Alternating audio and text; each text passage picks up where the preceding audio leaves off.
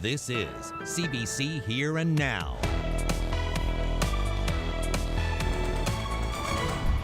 Tonight, heavy rain and strong winds. The water is gushing at Rennie's River in St. John's, and it's been like this all day. He said, the roof of your stage is floating down the harbour. I'm like, what? He said, yeah, it's the roof gone right off the stage. So yeah. Mother Nature decided to take her toll in today's events, I suppose. You don't want to do this if you don't know what you're doing, but it's a lot of fun. Big damage in some places, while others embraced the rain and wind. The weather is our top story, but also We decided to come here and continue Mom and Dad's dream, to make their dream come true. lost in a fire, the Badger Diner gets a second life. This time in a new town where the business began. Good evening, I'm Debbie Cooper. And I'm Carolyn Stokes. Heavy rain and high winds are whipping eastern Newfoundland. And the weather is doing some damage.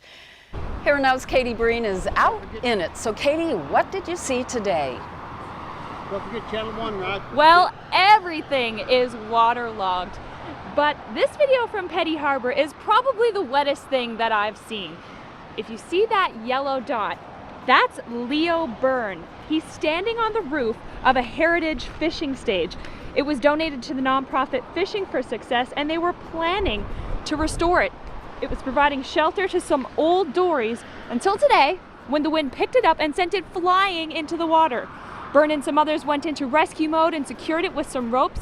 They pulled it over and tied it to a slipway so it wouldn't break off and damage some other properties.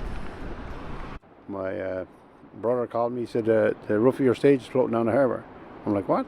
He said, yeah, it's the roof gone right off the stage. So when I came over, I was like, wow. Okay, so now we got to retrieve our roof, which is over on the slipway. We're a non-profit, so I guess if some people decide they want to donate some money or help us out a bit, we might be able to salvage it. And if not, we'll just dig in our heels and put our backs into it and rebuild it like it was done. The stage is more than 50 years old, and they're hoping it's still salvageable. But you know, it wasn't the only structure to receive damage today. Just up the street from here, the Kona campus, Prince Philip Drive, that shut down due to winds today. And Symes Bridge on the Waterford River off the Waterford Bridge Road was closed to traffic early today. And you know, this house didn't pick up and fly off altogether like the fishing stage, but the roof did peel back. You can see there's some damage to the chimney there, and it seems like most houses got away unscathed, but this one in St. John's certainly sustained some damage.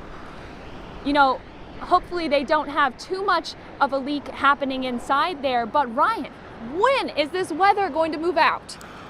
Thanks very much, Katie. Great job down there battling the winds and the rain. The short answer is we're slowly going to be improving over the next 24 hours or so here in eastern Newfoundland, where this storm, of course, has been at its worst. But before we get to that weather, I've got another video to share. Peter on Twitter posted this of a supply vessel. This was taken early this morning off the Grand Banks, and it's rocking and rolling, making its way back towards the rig. It makes me want to reach for one of those little baggies they have on the planes. Do they have those on supply vessels? I don't think so. I wouldn't be on that. Oh, wow. Now I can only imagine what the winds were looking like offshore, because the winds, of course, have been ripping here onshore. Current gusts right now for Katie Breen and everybody else battling the weather out there, gusting right now to 80 kilometers per hour in St. John's. Top gust so far has been 94 at the airport, gusting 130 earlier at Cape Race, gusting right now to 102. You can see where the winds ease off as you work your way westward, but still some very gusty winds even in the Twillingate area, where it's been gusting close to 80 today. And it's the eastern half of the island that's been seeing the rain, and in particular the Avalon, where rainfall amounts as of around 3:30 this afternoon were over 70 millimeters at the airport in St. John's. And you can see where the heaviest rain right now is west of Metro through Conception Bay and down towards St. Mary's. That's where this basically line of rain has been parked, although it will start to wander its way back eastward through tonight. And we will see that rain start to ease and become a little more shower and drizzle-like, and that'll be the name of the game through Thursday. So although it's still looking wet and a little breezy, not quite as miserable as it was today, and a pretty fine-looking forecast for most of the rest of the province, and we'll break that down in full detail coming up in just a few minutes. Yeah, it's a perfect day for a paddle. There's embracing rotten weather, and then there's this. A couple of kayakers in St. John's make the most of today's rain. That's ahead.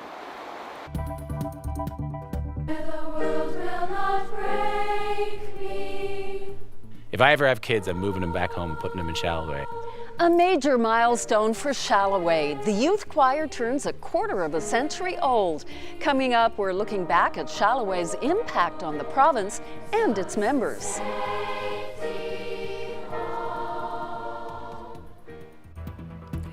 Well, police have identified the human remains found in central Newfoundland 2 weeks ago. They belong to a 54-year-old man from this province, but the RCMP say his death is not considered suspicious. The man was not reported as a missing person, and at the family's request, his name won't be released. The remains were found on May 18th, just off the Bay d'Espoir Highway, about 5 kilometers from the TCH. Now, a follow-up to a story we brought you earlier this week. A young doctor says a job in St. John's was taken back at the last minute by hiring a doctor who just didn't like him. There's been lots of feedback by people shocked at Dr. Christopher Nicholas' story. Here now's Megan McCabe joins us live from our newsroom with more. So Megan, what are people saying? That this is a big loss for our province because Dr. Nicholas spent years training with the intention of settling at home in St. John's. And the province gave him a $50,000 bursary, a guarantee that after training in Vancouver, he'd come home and work at St. Clair's as a radiologist. But Nicholas says his mentor started taking issue with his lifestyle. Nicholas and his wife have a strong social media presence, a YouTube channel, and Nicholas wanted to get his pilot's license. And that just didn't fly. Nicholas was told to keep the $50,000 and look for work elsewhere. Today, he and his wife are in Buffalo, New York, where that social media presence is paying off. When asked today, the health minister says he can't comment on this story until he has more facts. It's an unfortunate situation. Any opportunity lost is just that, it's an opportunity lost. But from my perspective, I've directed Eastern Health to try and bring to me some of the explanations around how that situation arose so that we can learn from it. Now, online, people are more focused on the loss of a young, vibrant couple than taxpayers' money. What a loss for our province. The asset he and his wife would have been to NL is incalculable. Another says, this old school baby boomer mentality that you can't have a life for the first 10 years of your career is getting tired fast. And here's another, guess Eastern Health doesn't promote work-life balance. And Nicholas himself responded, the position can't be filled now for at least 5 years because the contract was canceled. So now patients suffer with longer wait lists. So Megan, what does Minister Haggie have to say about Nicholas' accusation that his job was taken away because the hiring doctor simply just doesn't like him? He says he can't comment on that or the potential abuse of power, as Nicholas says that, in his case, his job came down to just whether or not the hiring doctor liked him, a personal bias there. And Haggie says he learned about this story through us, and he can't comment because of privacy concerns. At the department level, I don't have any visibility into those processes. But once again, because of this situation and because of the fact it's the first time in 60 bursaries in the last 4 years this has happened, I want some background. I want to find out what went wrong, if something did go wrong, and how we can work to better make sure it doesn't happen again. Eastern Health says hiring of doctors is a collaborative process, and that's really the pointy end of the stick here for people.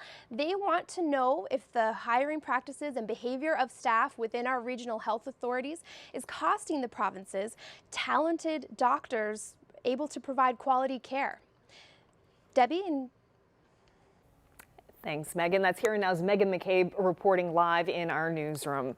Well, ratepayers versus taxpayers. They're largely one and the same, but just who will bear the Muskrat Falls burden? So far, the Liberals have put the onus on Nalcor to find solutions, but will that be enough? Here and Now's Terry Roberts reports. Stan Marshall, no stranger to the speaking circuit, today providing another project update to a group of business leaders in St. John's. The actual construction of the project is now over 90% complete. But once power starts flowing from the publicly funded and staggeringly over budget Muskrat Falls project, electricity rates will double. The scheme is based upon the Newfoundland consumer being on the hook to pay for the cost of it. Nalcor is getting creative to try and alleviate rate hikes, importing cheap power from Churchill Falls and displacing costly power at Holyrood beginning later this year. A historic connection to the island, hoping to bank the savings until Muskrat Falls reaches full power in 2020. But few believe it will be enough to blunt the upcoming rate shock, and Marshall says it won't be easy to keep rates at bay. For every cent reduction in domestic rates after Muskrat Falls comes on stream, you're going to require $60 to $70 million a year if you want to reduce rates by 1 cent. Government has not offered a clear plan for dealing with the increases, saying only that Atlantic Canada parity is the goal. Marshall says his goal is to generate savings and give it back to customers. Anything beyond that, he says, is political. It doesn't matter whether I agree or disagree. It's a public policy decision made at the time, depending on the circumstances. Marshall says Ontario is already subsidizing power rates because of what he calls disastrous wind and solar energy projects. One of the great benefits of hydropower, he says, is that it means stable power rates. But I don't see, on average, the price of electricity on the open market increasing dramatically anytime soon. in other words, no lucrative markets to sell an overabundance of Muskrat Falls power to keep rates down, with taxpayers paying millions to make up the difference. Terry Roberts, CBC News, St. John's. Pardon the weeds, we're feeding the bees. That is the slogan the town of Bay Bulls is promoting. The town council is asking people to leave weeds in their gardens for a few weeks to help the provincial bee population. Fatal mites and parasites are decimating colonies throughout North America, but so far they're not here. And the town says after a long winter, letting bees feed on dandelions and clover would give them a good, healthy head start for the season. Well, it's only been 4 months since an electrical fire destroyed the Badger Diner, and already it's reopened. But it's not in Badger anymore. As Here Now's Garrett Barry explains, the diner is returning to its roots. This wall here is, I'm calling it Continuing the Dream. Here's what Lillian Saunders saved from the fire. A gift from Mom, one from Dad, and a photo of the two together. This is a dream that Mom and Dad always wanted. They're sitting in Lung's Garden. That was the name of their restaurant. This month, Lillian Saunders moved into the very same space here in Grand Falls, Windsor, picking back up from where they started. First, when the fire happened, I was very devastated. And then, when I had time to think about it, I said, well, why not come here to Grand Falls when Mom and Dad started their restaurant in 1981 and make their dream come true. An electrical fire in January destroyed the old Badger Diner, but Saunders wasn't ready to call it quits. She says business is stronger than ever. Her determination, and she really, in her heart and soul, she didn't want to retire yet. She was still too young. This fish and chips is Lillian Saunders' specialty. She says she's particular about every single order coming out of that kitchen. I can see why. Into the batter, into the fryer, out of the kitchen.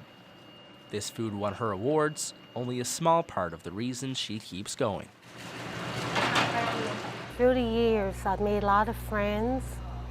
I get a lot of hugs, I get a lot of kisses, and I really enjoy people, and it was, to me, like my journey was awesome. Pauline and Kim Lung aren't here to see their restaurant reborn, but Saunders knows she has their support. First thing I did, silly as it seemed, I went outside And I said to Mom and Dad, I said, here we go again. We're on our second round. We're doing it again. That's what I did. Garrett Berry, CBC News, Grand Falls, Windsor. And we're hearing that Rogers subscribers are not able to get us right now, so we want to remind you that we are available live online on YouTube. Just go to YouTube and subscribe to CBC NL. Tonight, look what we have here. You know, we started with one choir and now hundreds and hundreds of kids making music together. Next, a look back at Shalloway's 25-year history. How it's influenced a generation of leaders in this province and around the country.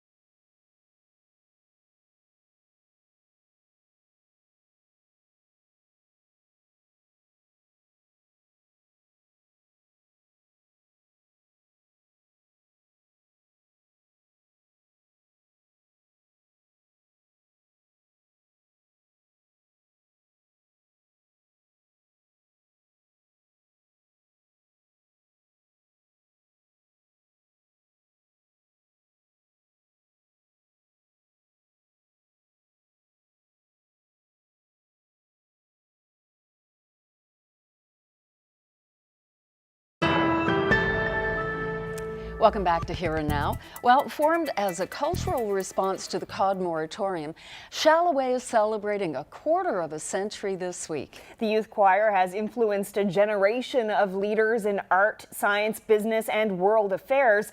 Angela Antle has this look back.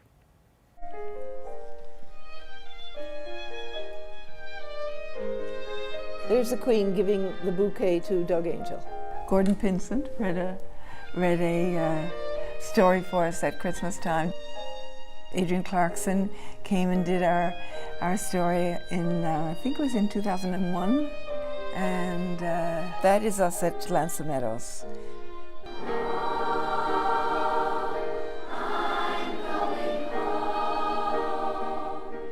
Shalloway Youth Choir is getting ready to celebrate a huge accomplishment, its 25th year anniversary.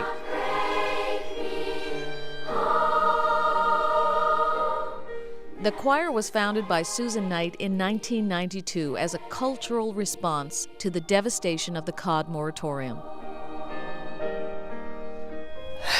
Boy, I can still feel it in my gut. And so in September, we put out a call for anybody who would like to come and form this new choir. We did all the auditions at Holy Heart let us do it because we didn't have anywhere. And I think we had 70 people to start. In those 25 years, they've taken kids from Newfoundland and Labrador all over the world to perform, and they've been recognized as the Children's Youth Choir of the world.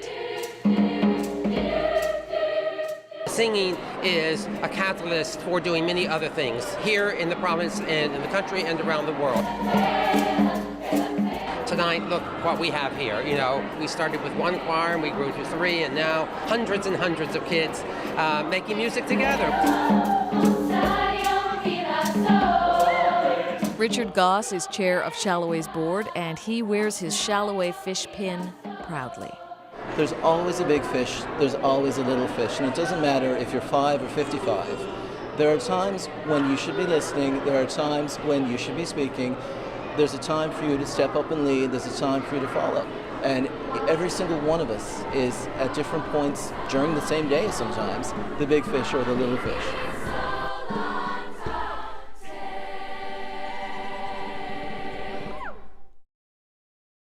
During my time in Shalloway, I, as sort of the first generation of Newfoundlanders not to grow up at the cod fishery, learned what my province was, learned what my culture was.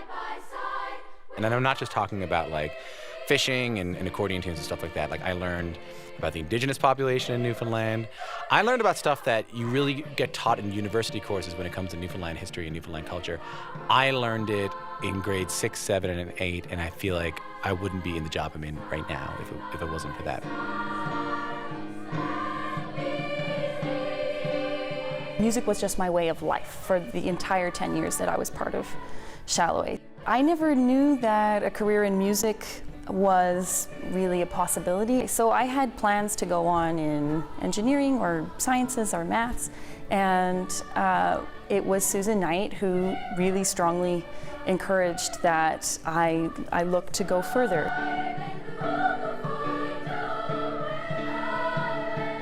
Shalloway is really a lot more than a choir. It's really a place where everyone is welcome and where everyone belongs. And every week you walked into the rehearsal room and you just felt like you belonged. And I wish I knew how they did that because it needs to be replicated. I came from a neighborhood where it's hit or miss. Either you're going to go up or you're going to go down, depending on your own experiences.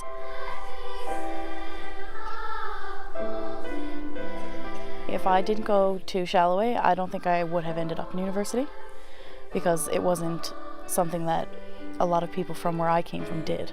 I rely on my Shallow family still today, 5 years later.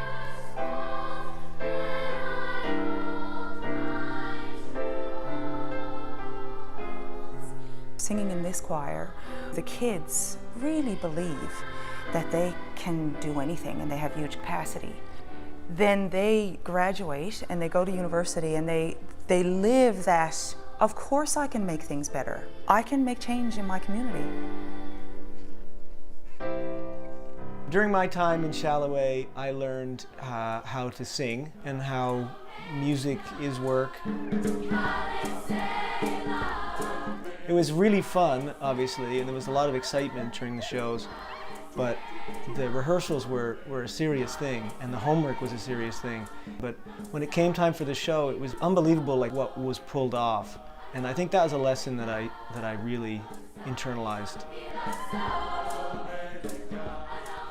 The Shalloway superpower that I still use today is the fish pin power. And by that I mean knowing that in every situation you can always be the leader, but that you always have something to learn as well. During my time in Shalloway, Got to do a lot of stuff for a kid. Got to be on national television. Got to sing with Gord Downey and the Tragically Hip. Learned about the value of cultural diversity.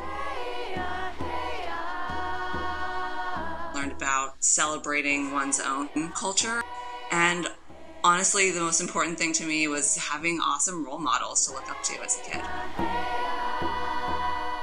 The best piece of advice I ever got was from Erkki Pokila, who was the Finnish youth conductor, an incredible man who came to do a residency with us, and we learned a ton of Finnish songs from him.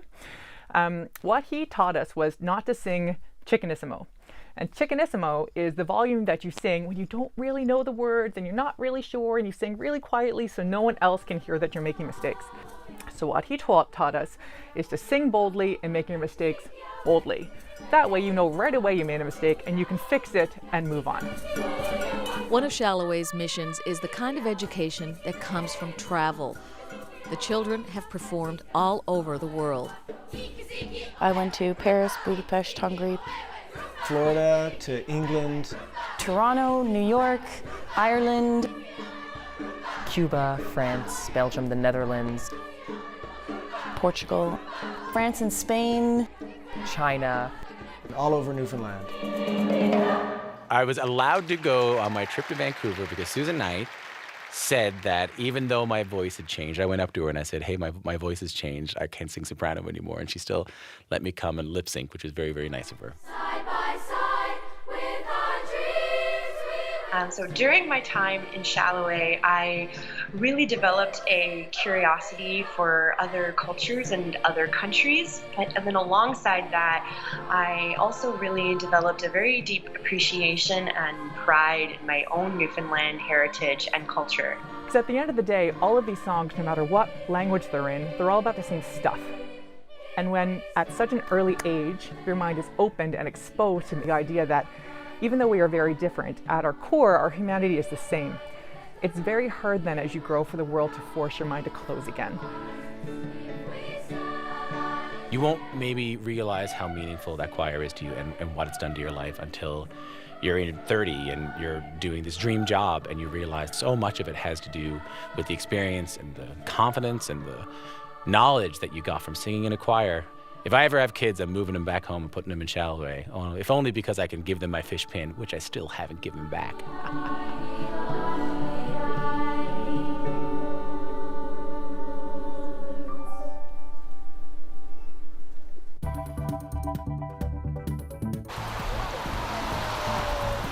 You're looking at a live shot here in St. John's. Obviously, lots of water trying to get away after more than 70 millimeters across a good portion of the Avalon Peninsula. And a big shout out to our cameraman, Bruce Tilley, who is out getting this live shot in temperatures of 3 degrees with winds gusting to 80 kilometers per hour. We'll talk about when the forecast is going to improve coming up after the break.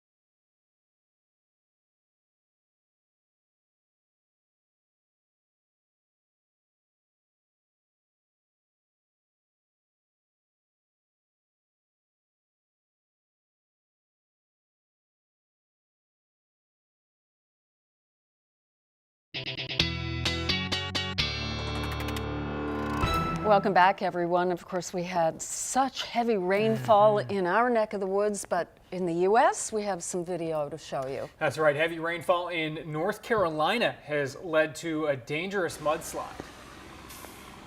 This was the scene in McDowell County, northwest of Charlotte. Multiple people are reportedly trapped in their vehicles on an interstate there. Now there are growing concerns that the conditions have compromised a dam in the area. Officials have had to order mandatory evacuations. Emergency management says up to 200 people have been forced from their homes.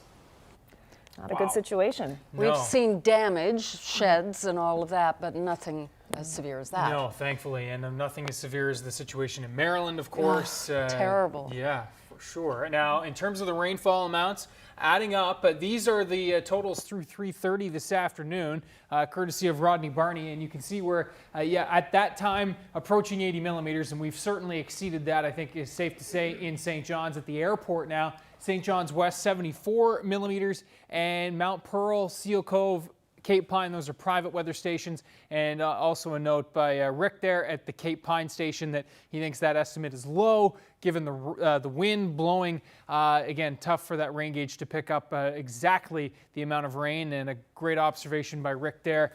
Down at the weather observation there, the southern tip of the Avalon and Cape Pine. 130, the top gusted Cape race today. You can see 94 in St. John's, 91 in Bonavista, Vista, 93 in Twillingate. So this is where the wind has been howling, and of course where it's been most miserable with the wind and the rain. It has not been pretty, and this is the low.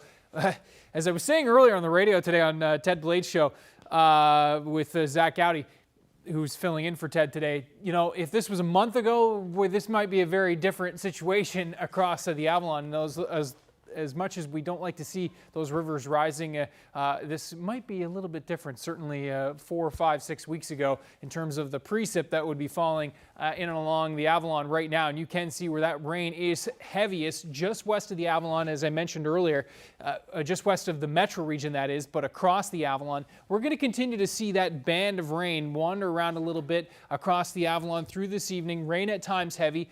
Could see upwards of another 20, 25 millimeters of rain through the overnight. By the time we get to tomorrow morning, it looks like most of the moisture is starting to get tapped out of that, and lingering showers and drizzle are going to be the name of the game across the Avalon with fog patches tomorrow morning. Winds in from the north will still be gusting to 70. So the rain tapers off a little bit through the overnight. The winds start to back off, but still far from a pleasant start tomorrow with those winds, those temperatures, and the precip.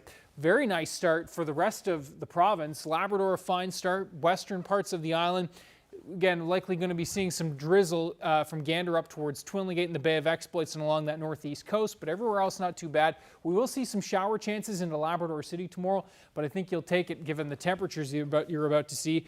Lingering drizzle and shower activity right through the day on the Avalon. Temperatures, the winds rifling in from the north, off the North Atlantic. Tough to muster much more than 4 or 5 degrees for tomorrow from St. John's to Bonavista up towards Twillingate. Work your way inland. We're going to find slightly warmer temperatures, but warm is certainly a stretch at 7 or 8 degrees. We'll be into the double digits and teens for the south coast, the west coast. Humber Valley should be cracking at least close to 20 degrees tomorrow. So what a contrast from the eastern half of the island to the western half of the island tomorrow. And how about Labrador?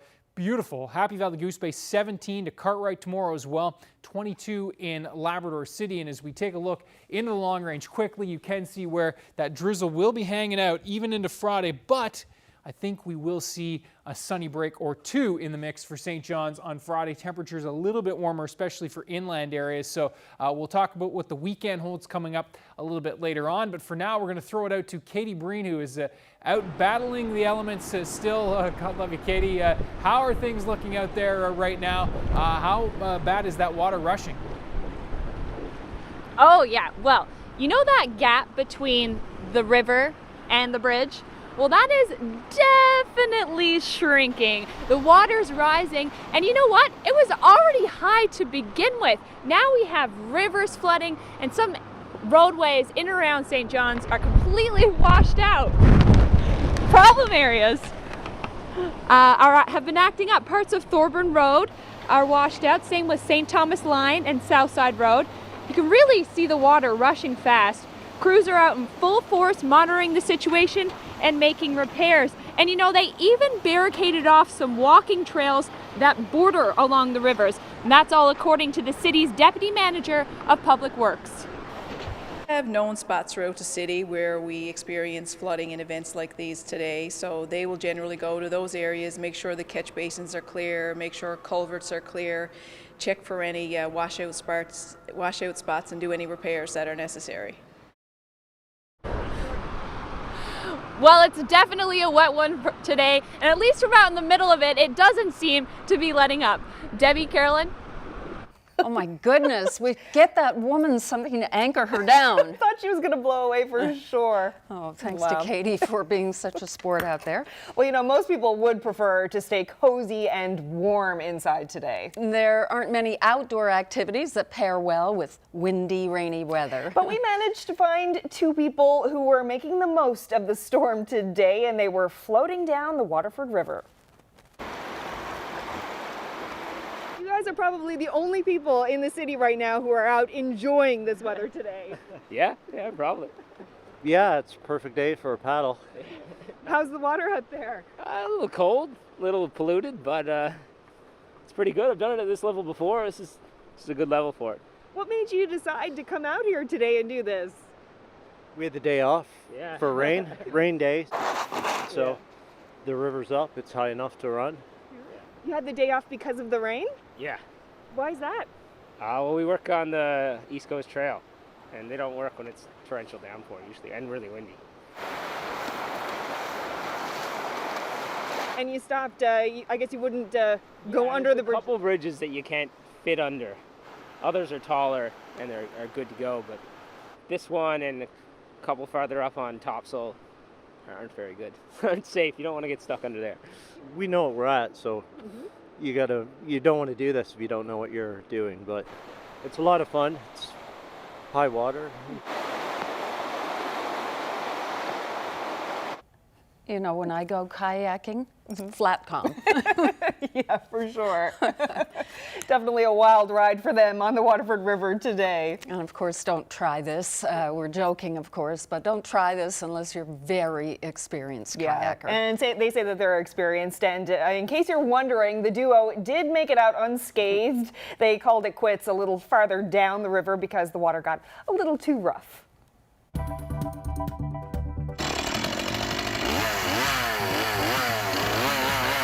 You first met him here a couple of weeks ago. A man whose paintbrush is a chainsaw. Next, see his latest creation.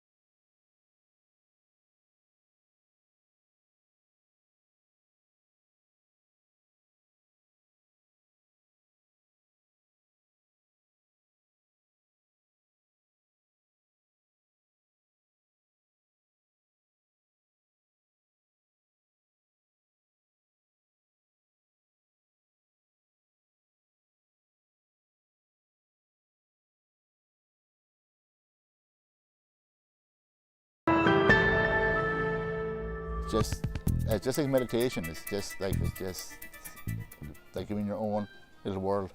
A few weeks ago, we told you about chainsaw artist Bill Guiney's new business selling his sculptures in Renews on the Southern Shore. This week, he volunteered to create art in a St. John's organization that helps hundreds of homeless and at-risk people. The Gathering Place is getting its garden ready to grow herbs, lettuces, and vegetables. Bill Guiney was asked to use his chainsaw skills to turn some tree stumps there into art.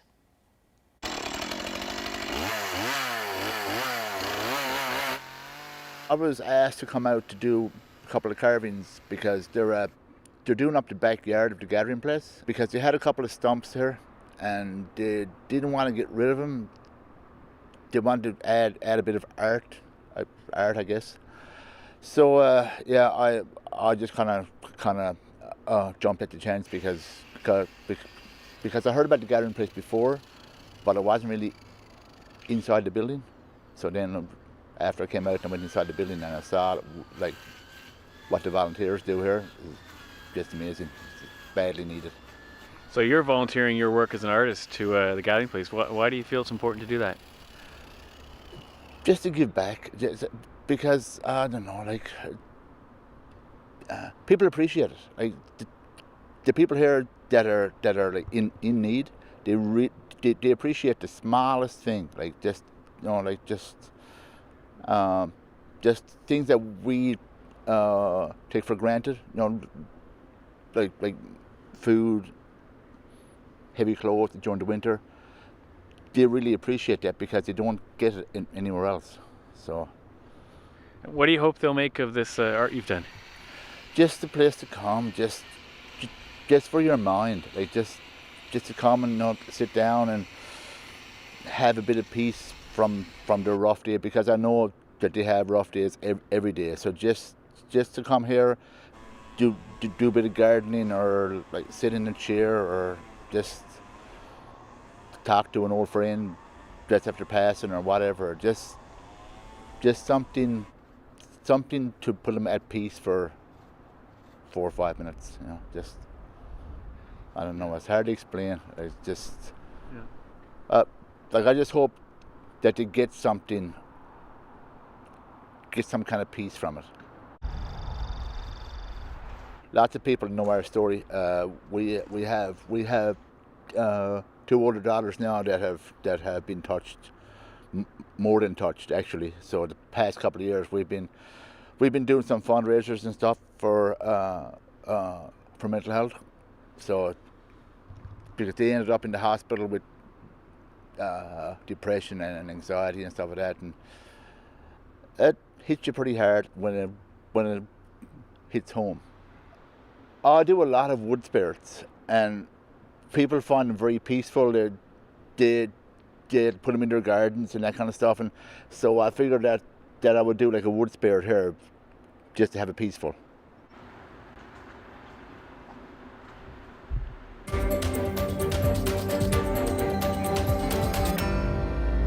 On to our critical conditions series now, and how our healthcare system is doing. Ramona Deering is here now with more of your stories. Ramona. Debbie, lots of people emailing us at mystory@cbc.ca, including a couple of healthcare workers saying they're muzzled, but that they share concerns about wait times within the healthcare system, including for themselves when they get sick. Another story that I will share with you now. A woman in Labrador has a relative who is believed to have Parkinson's disease. It hasn't been diagnosed yet. He needs to see a neurologist. This man has already been waiting more than 2 years. They're just finding out he's still number 82 on the wait list. And this is what the woman said about that. This is just not acceptable. By the time he's diagnosed, it will be too late. So Ramona, you're hearing about some of the problems, but are you getting any suggestions about how we can improve our healthcare system? Yeah, a couple. One suggestion to bring in user fees within our healthcare system.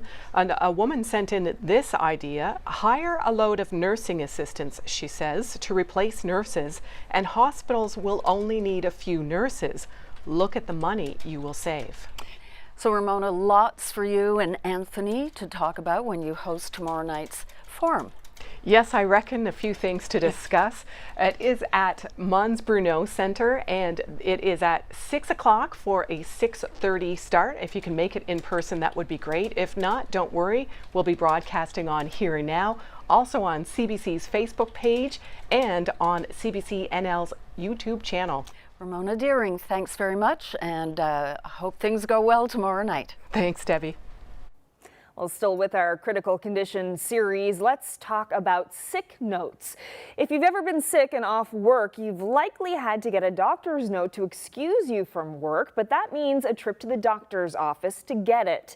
Recently, the government in Ontario eliminated the requirement for a doctor's note if you're off sick for up to 10 days, or if you need time to deal with a sick family member. It's an attempt to reduce the strain on the healthcare system and reduce wait times to see a doctor. So, should we do the same here? Chrissy Holmes put that question to the head of the Medical Association. So, Dr. Dwyer, as a family doctor, how often do you find yourself writing sick notes for patients? That's a very good question, Chrissy. Certainly during the flu and cold season in the fall and winter months, we probably tend to write more sick notes.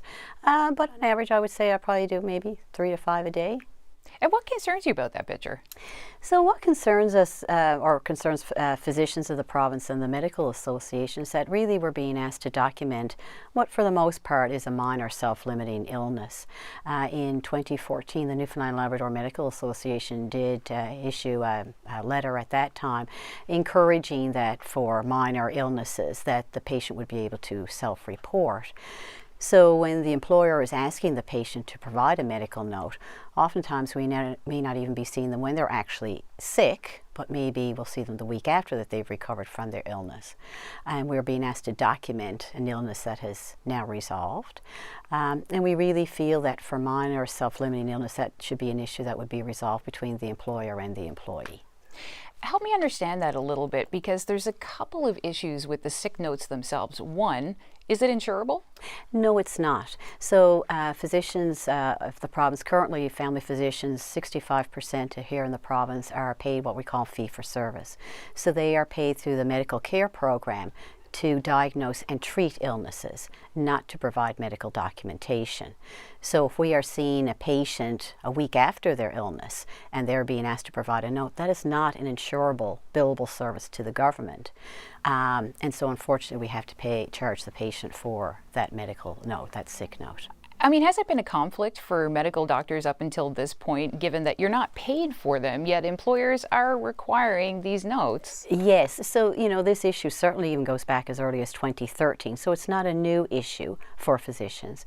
And I think we would have a couple of messages we'd like to get out. We are asking employers that really for a self-limited minor illness, that maybe that should be something that you would work out with respect to your employees. Our patients are being caught in the middle. The employer is asking for a note. Us as physicians are saying, look, you know, if you're really sick, please stay home and get better. But then we are charging them for a fee to provide that sick note that really is being requested by the employer. So the patient's also getting caught in the middle. I know in Ontario they've recently made a change to this. As of January the 1st, that province has made a move to allow up to 10 personal emergency days, with having 2 of those days paid for in sort of combination with all of that. But I mean, looking at what they've done, I mean, what would you like to see done here in this province? Certainly, you know, we applaud and congratulate Ontario in making that move, and we would certainly support seeing a similar move here in Newfoundland and Labrador. You know, our employees, they're all adults, they're all responsible adults, and if they have a minor illness, I think that they should be able to stay home, and that should be recognized between the employer and the employee.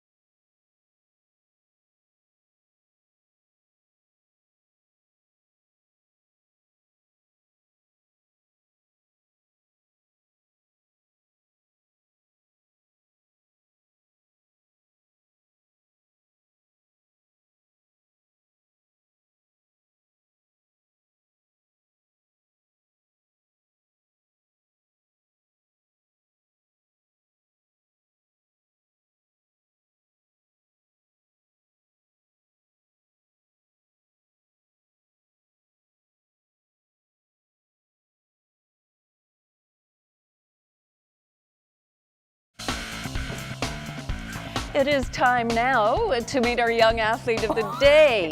Awesome. And this is Clarenville's Madison Penny Ryan. She's a very active 5-year-old, takes part in dance with Jump Studio. And she plays hockey with the Clarenville Caribous in the pre-novice division and plays t-ball in the summer. I think that's pretty much the best young athlete of the day picture ever. Hands down. Congratulations. What a great sense of humor.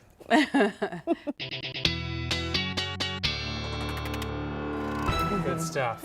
All right, not much time, so let's get to the weather. Let's play One of These Places is Not Like the Other. Can you see and guess where? Wow, what a difference. Yeah, so just a wee bit of a contrast from St. John's across North America right now. And you know what, a pretty big contrast across eastern Newfoundland from the rest of the province, and even more so tomorrow, as that area of high pressure will be moving into our neck of the woods and will be warming up Labrador and western Newfoundland even further. This low will continue to have an impact on eastern Newfoundland as it sits and spins and drags that northerly flow back in once again for tomorrow, although it will be a little bit drier, not quite those heavy periods of rain that we've been seeing today. It'll be more showers and drizzle off and on intermittently throughout the day. We're going to be seeing those winds not quite as strong tomorrow as well, so a slight improvement from what we've been seeing for today. And as we look into Labrador, we're going to be talking about, again, the warm-up tomorrow, and then some showers and periods of rain will roll through as we move into the day on Friday. Another nice day for Friday across western Newfoundland. Eastern Newfoundland will see continued improvement on Friday, maybe even a few sunny breaks, and then Saturday our next system will start to move in from the west with more moisture starting to approach from the east in the form of some showers and drizzle. So Saturday looks like a little on the nasty side for western parts of Newfoundland with that rain. Sunday, an interesting setup as some colder air streams in on the other side of the system. Certainly can't rule out some snow for the north coast, some wet flurries even possible mixing in for eastern parts of Newfoundland, and we'll keep an eye on that one. The good news is it looks like an area of high pressure will settle into the region for mid next week and keep any unsettled weather to the south. And when we're looking for light at the end of the tunnel, we're certainly going to be holding on Tuesday and Wednesday to continue to look the way they do right now, at least something to look forward to. That said, western Newfoundland looking pretty good the next 2 days, even into Saturday. Again, watching those wet snow chances mixing in for Sunday on the other side of that system, and then warming up Monday, Tuesday into Wednesday of next week. Now for the 7-day outlook in Labrador, looking really good tomorrow. Tapering off a little bit towards the weekend, but a warming trend as we roll our way into next week as well. Now, viewer picture of the day is a great one. Oh my. Beautiful. This is a sunset on the north coast of Newfoundland in the Bay of Exploits. Again, pretty tough to nail down where exactly this is with so many beautiful spots out there in that neck of the woods. But if you can take a stab at it and make a guess, and we'll have the answer after the break.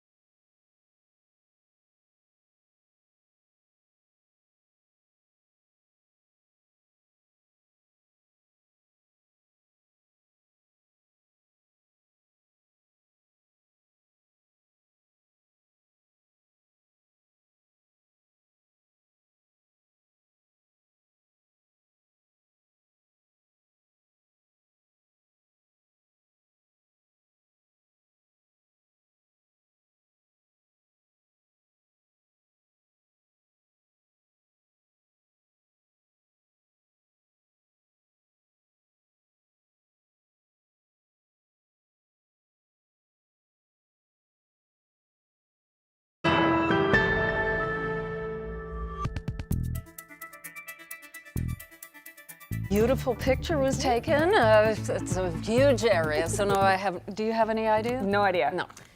Beautiful Cottlesville on the north coast of Newfoundland. And what I love about this picture is if you watch closely on the left-hand side of the screen, there are some icebergs there. There's at least some bergy bits, I should say. Yes. Yeah. To be have the proper terminology. And just a few seabirds there, and Roy Blandford, a great shot there of the sunset along the north coast of Newfoundland. Oh, so when I see pictures like this, I put it on my list. Okay, I have to visit there. Never been. The list is long. The list is very long.